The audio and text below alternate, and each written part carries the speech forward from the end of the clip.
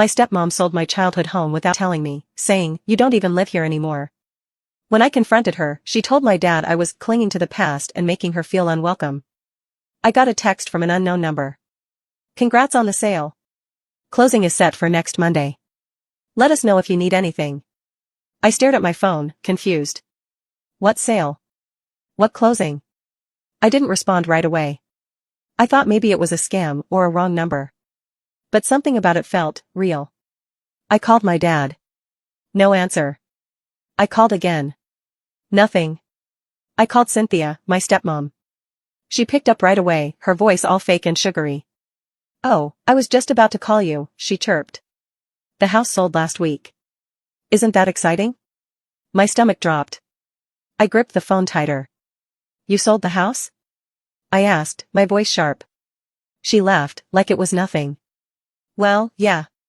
We got an amazing offer. Your dad and I are moving into a condo downtown." I stood up, pacing my apartment. My chest was tight. "And when were you going to tell me?" She sighed, like I was the one being difficult. "Sweetie, you don't even live here anymore. Why do you care so much?" I could feel my heartbeat in my ears. "That's my childhood home. That's Mom's home. You had no right." "Oh, come on," she interrupted. "You have to let go of the past. Your dad and I are starting a new chapter, and frankly, we didn't think you'd be so dramatic about this." Dramatic. She was acting like I was throwing a tantrum over some random house. But it wasn't just any house. It was where I grew up. Where my mom made pancakes on Sunday mornings. Where my dad taught me to ride a bike. Where I cried myself to sleep after my mom died. And she sold it like it was nothing. I hung up and drove straight there. It wasn't a short drive, but I didn't care.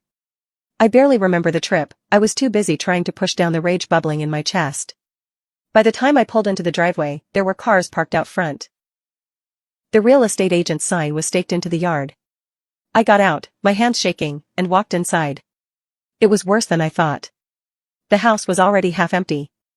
Boxes stacked against the walls. Strangers walking through it like they owned the place. I felt sick. The kitchen, Mom's kitchen, was unrecognizable. Her curtains were gone.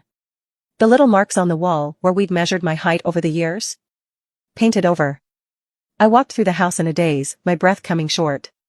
My bedroom was empty. The bookshelves gone. The bed I used to curl up in when I was sick. Gone.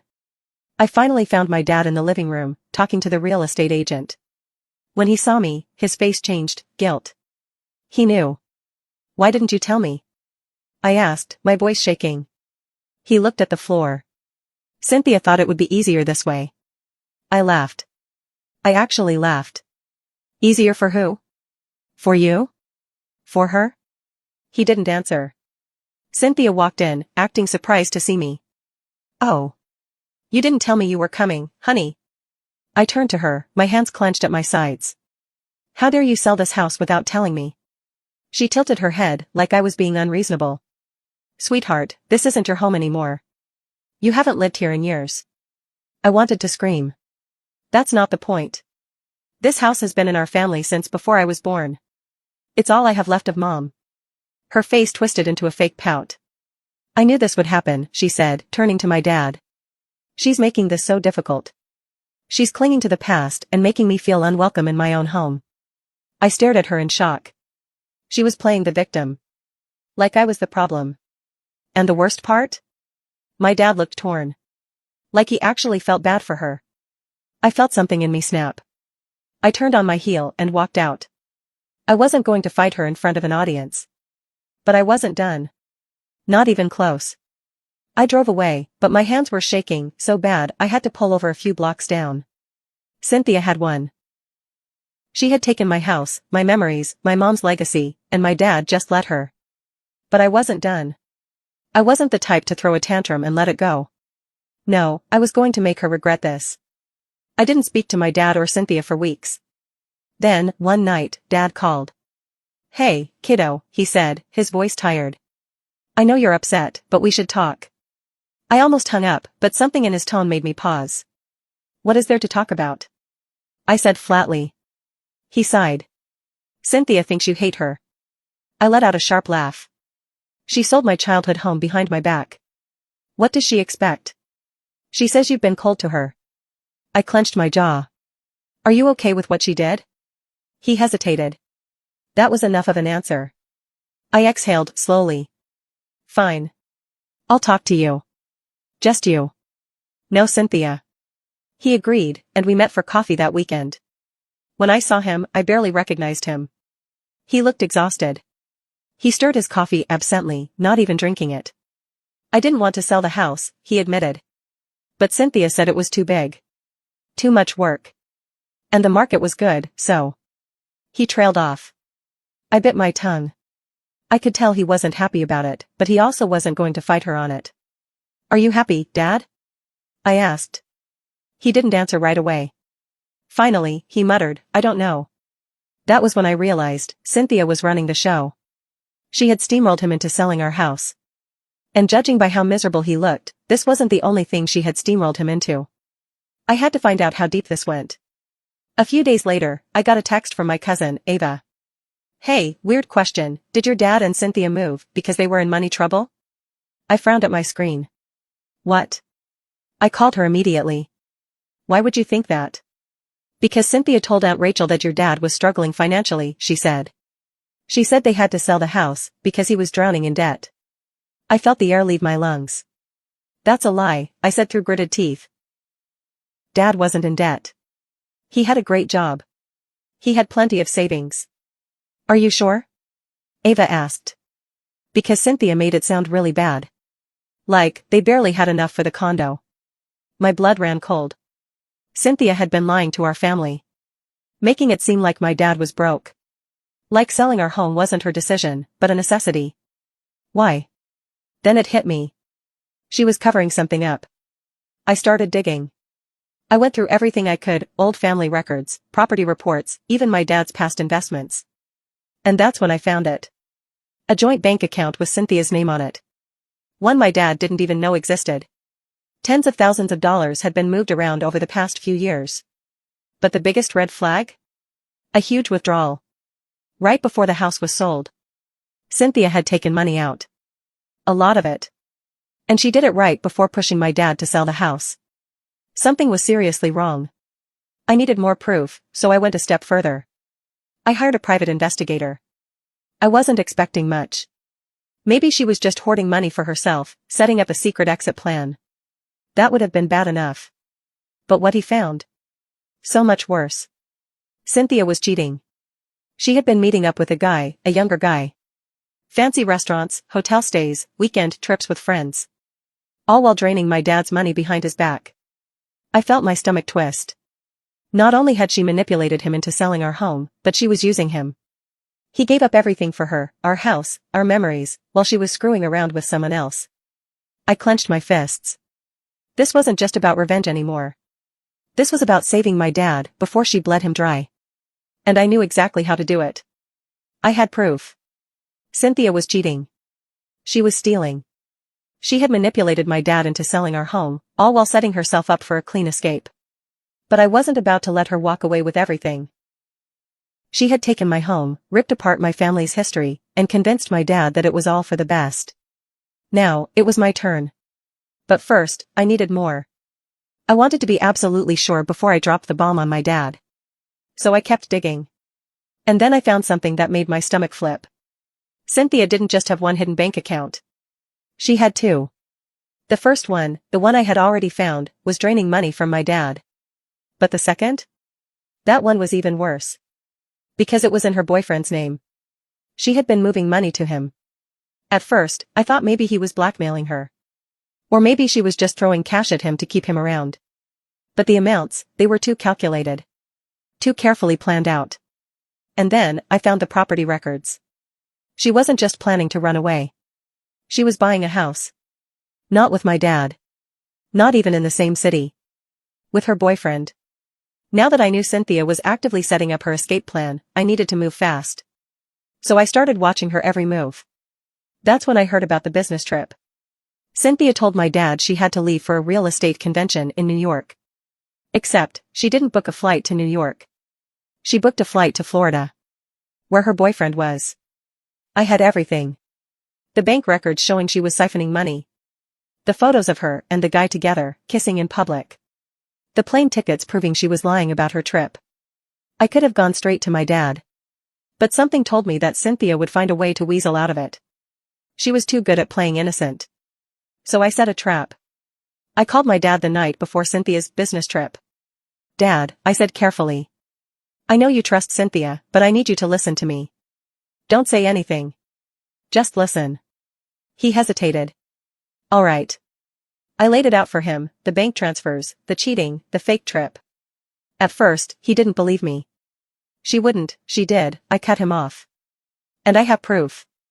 I sent everything to his phone. Every photo. Every screenshot. Every single lie. Silence. Then, after a long pause, "Where is she really going?" he asked, his voice tight. "Florida," I said. "To be with him." Another pause. Then, quietly, "What do you want me to do?" I exhaled. "We're gonna catch her in the act," I said. "But I need you to play dumb. Act normal. Let her think she got away with it." He agreed. Cynthia had no idea she was walking straight into a disaster.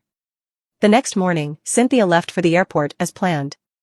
But instead of flying to New York for her real estate convention, she walked right up to the gate for a flight to Orlando, Florida. And guess who was waiting for her? Me. I stood off to the side, pretending to look at my phone, but watching everything. Then, just before she boarded, her boyfriend showed up. Tall, younger than my dad, all dressed up like some wannabe businessman. They kissed. Right there in the terminal. I snapped a picture. Then another. Then I sent them straight to my dad. "Dad, got it. On my way." 15 minutes later, as Cynthia was getting ready to board, I stepped in front of her. She blinked in surprise. "What are you doing here?" I smiled. "Enjoy your business trip?" Her face drained of color. I turned my phone around and showed her the photos I had just taken.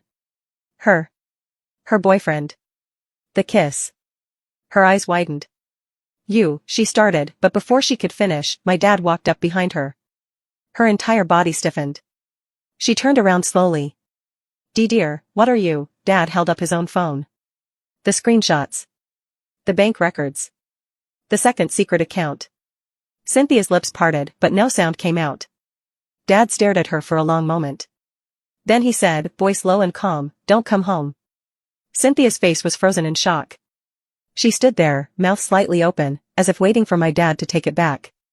Like he hadn't just told her to never come home. But he wasn't taking it back. She let out a small laugh, but it was thin and shaky. "Honey, There's been a misunderstanding." Dad's expression didn't change. He didn't yell. He didn't make a scene. But his voice was dead cold when he said, "I understand everything just fine." Her boyfriend, who had been standing off to the side, clueless, finally caught on. His eyes flicked between us, then back to Cynthia. What's going on?" Cynthia spun around to him, panicked. Just give me a second," she hissed. I folded my arms. "Oh no, don't stop on my account." She turned back to my dad, her face twisting into the perfect act. Tears brimming in her eyes, voice soft, playing the victim. "I was going to tell you," she whispered.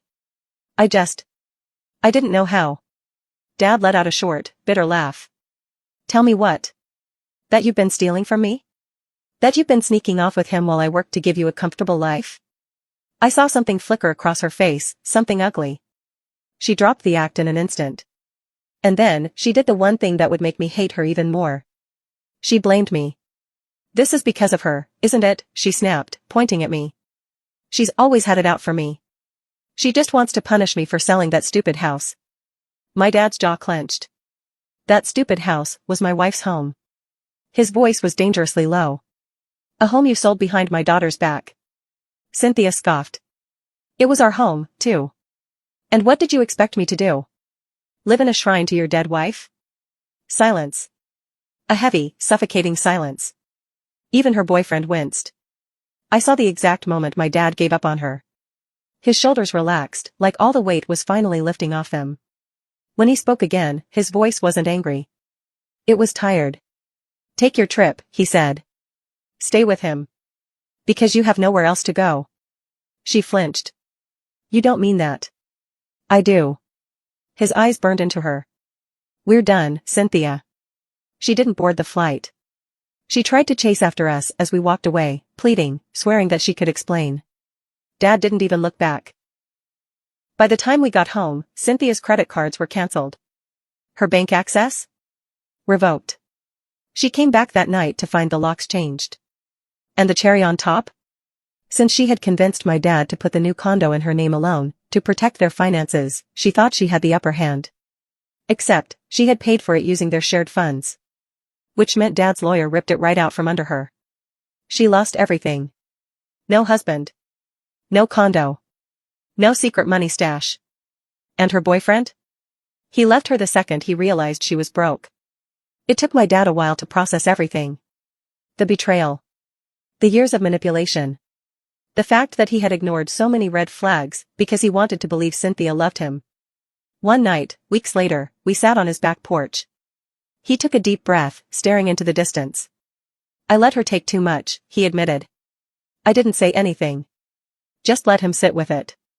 Then, after a long pause, he turned to me. I should have listened to you. I swallowed hard. I didn't want to be right. He nodded. Me neither. For a while, it was just quiet. Then he sighed. I miss your mom. I felt my chest tighten. Me too. We never got our house back. That part still stung. But at least Cynthia didn't get to keep anything. And that? That was enough.